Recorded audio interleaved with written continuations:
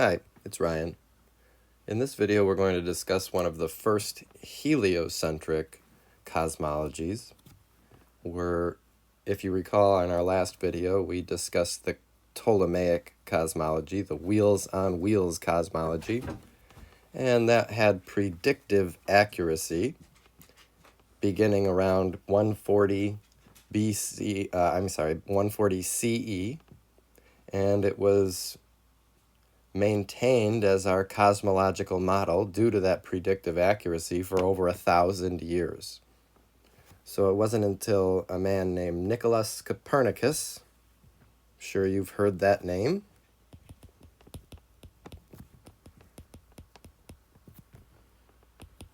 it wasn't until Nicholas Copernicus came onto the scene.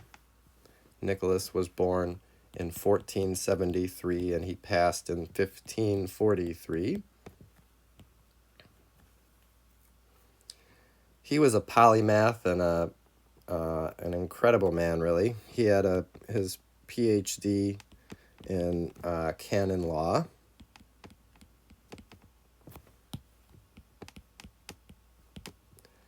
But he also was a mathematician.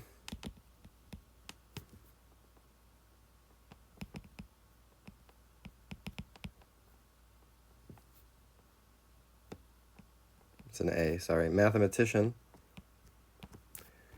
He was a physician. He was, let me just read you the list. He was a classics scholar in literature. He was an astronomer. Oh, by the way, he's Polish. He was a translator, a diplomat, an economist. He worked in the government. He did it all. He is accredited to be the first to suggest a heliocentric universe.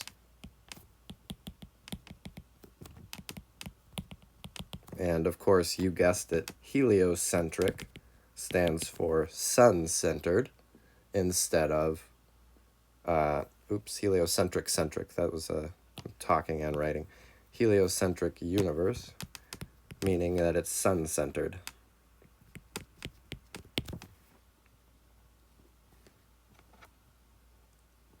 We could even note, I guess, just for note's sake, that means, of course, sun-centered. But as always, we will draw this out for you. What we're going to be drawing out for you is basically a top-down view of his suggested universe.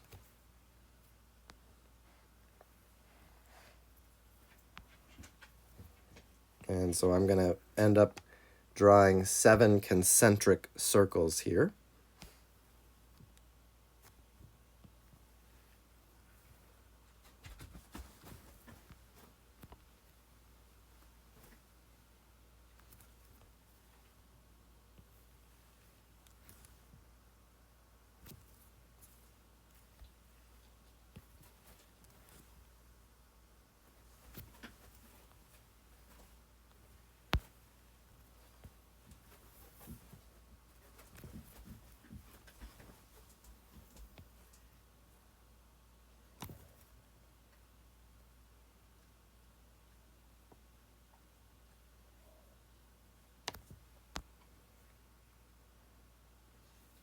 Okay, so it's a little bit smaller than I had hoped, but this will work.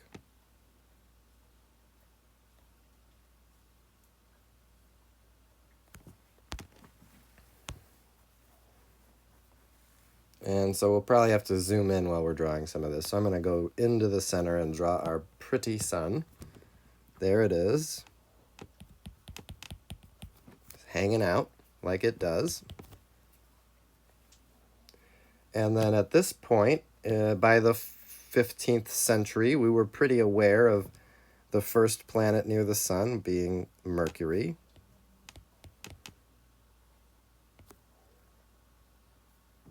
And of course, our sister planet, we had Venus. and then Mars. I'm sorry, Earth, of course. Home. Mars is the next one out.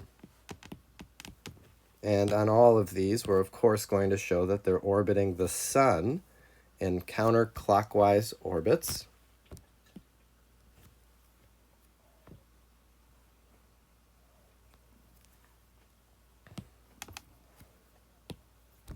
After Mars, we knew about Jupiter and Saturn. Now, at this point, they did not know Saturn had rings, but I drew the rings in just for funsies. And it might be worth noting, well, we can show that these are orbiting the sun counterclockwise, and it might be worth noting that these are circular orbits. So these are not real physical entities anymore. These just are perfect circles that illustrate the path that the planets will take as they orbit the sun. And of course, the gods created all of this, and so the final and outer circle is still a solid sphere. And it is, of course, protecting us from the primordial fires outside of our universe. And so I'm just going to go ahead and draw in those constellations from before. Keeping in mind it's the gods that poke these holes in the solid sphere to protect us from those primordial fires. Thank goodness. We have Orion, and we have the teapot. And we can draw in the primordial fires.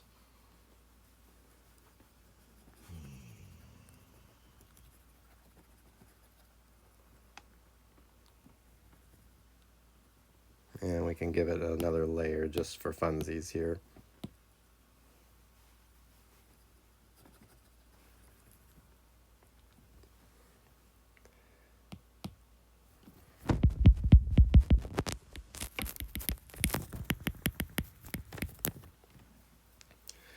So knowing what you know about what we think the solar system looks like and what we have very nice evidence for the solar system to look like, you know that we're getting closer, aren't we? So this model has taken away some of the more complicated steps, like the wheels on wheels, and of course it's taken away the idea of real physical entities, although I guess Ptolemy sort of took away the idea of crystal spheres, but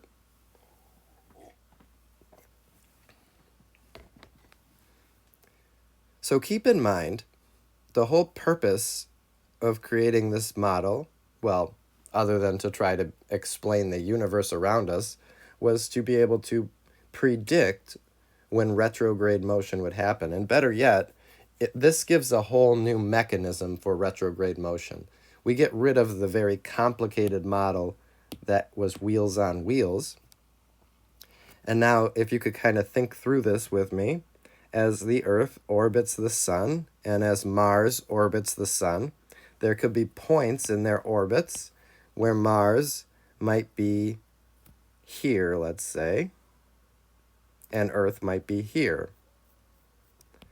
Because Earth has a smaller orbit than Mars, so I'm actually going to draw Mars here just to help kind of think about this. Since Earth has a smaller orbit than Mars, as Mars is making its way around the sun, the Earth will end up passing by Mars. And if you can kind of imagine, if we're looking out at the stars from the Earth,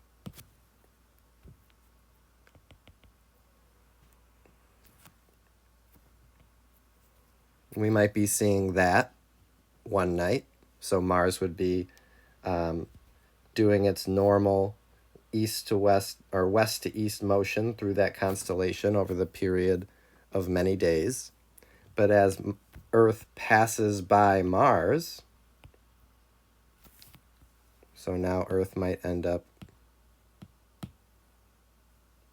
in the end of all this motion on this side of Mars.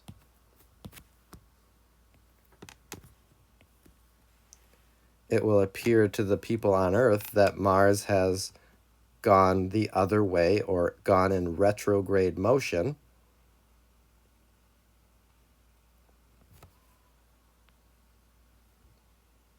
Without the need for wheels on wheels. So one of the things to really make a point about is that the new Copernican model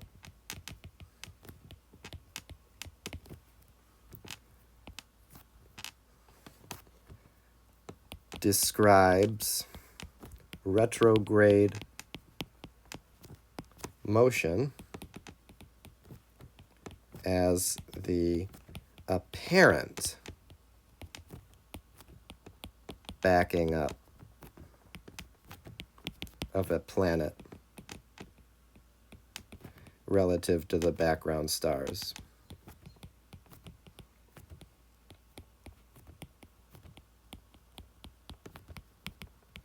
So the only difference here is the word apparent. What this has done is it's made the solar system much more simple, so they don't need wheels on wheels, and they don't need Mars or Jupiter or Saturn or any other planet to physically actually back up.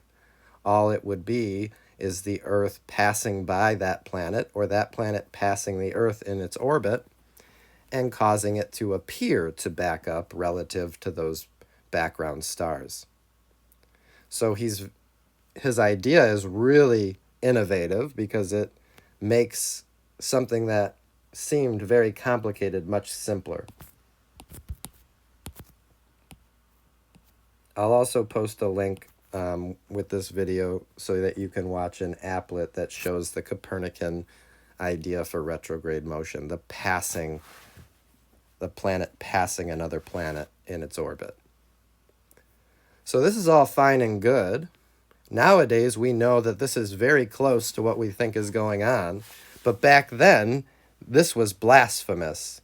Not only did this go against the natural law that, of course, the Earth must be at the center of the universe because the gods created it, but it also, it turns out, could not mathematically predict when Mars would enter retrograde motion. So when the church got word of this, they weren't actually too worried. They spoke with Copernicus and they told him, what we think you're doing is heretical, it's blasphemous. But the issue is the church and everyone knows that it actually is the Ptolemaic model because we know when retrograde motion is going to happen. In fact, it just happened and we knew it was coming. Does your model predict that it was going to just happen? And Copernicus, unfortunately, had to say, no, it doesn't work. And so it was easy for the church to overlook this idea. Oftentimes, Copernicus is known as the father of modern astronomy.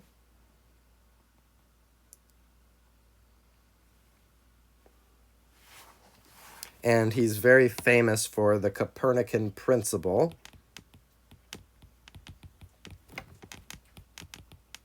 which is why he's often known as the father of modern astronomy. But this is simply stated that Earth is not at a preferred location in the universe, or what we could just say is a preferred position.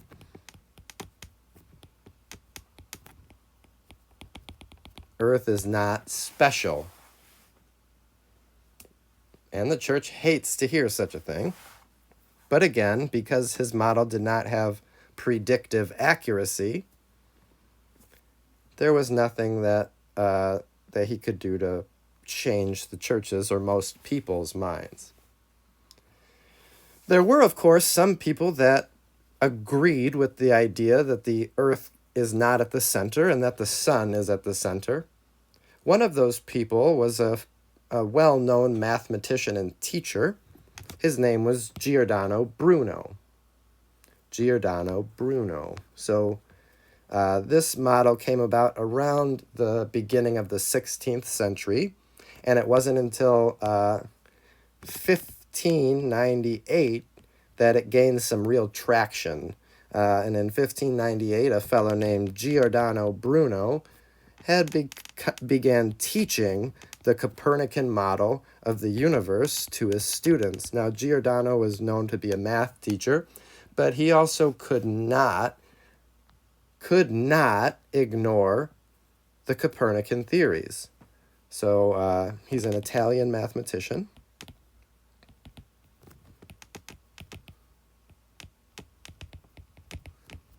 He's an Italian mathematician.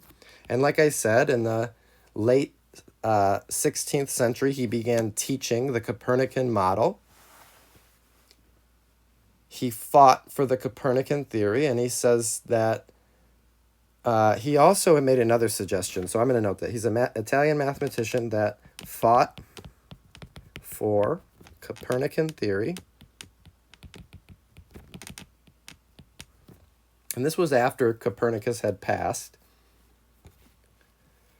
And not only that, and suggests that the holes in the celestial sphere, that the holes, the primordial fires,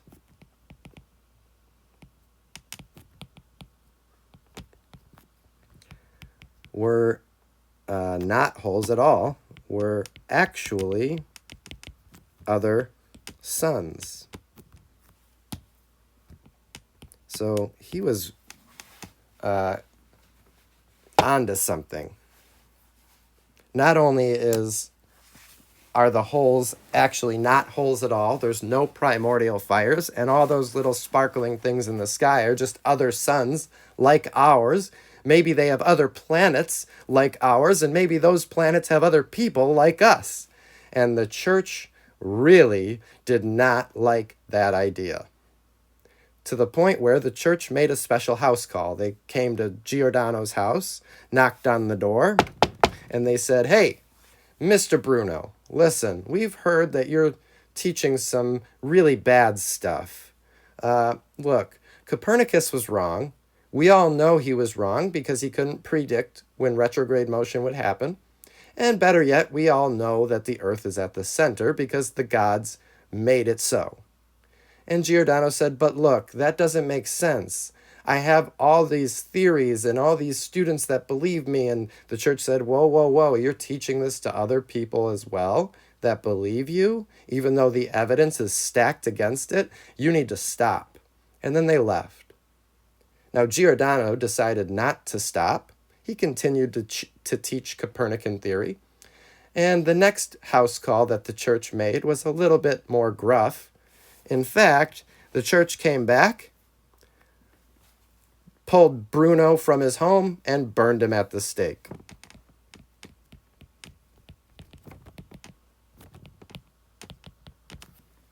And that's the end of poor Giordano Bruno. And that's the end of our video. Have a wonderful day.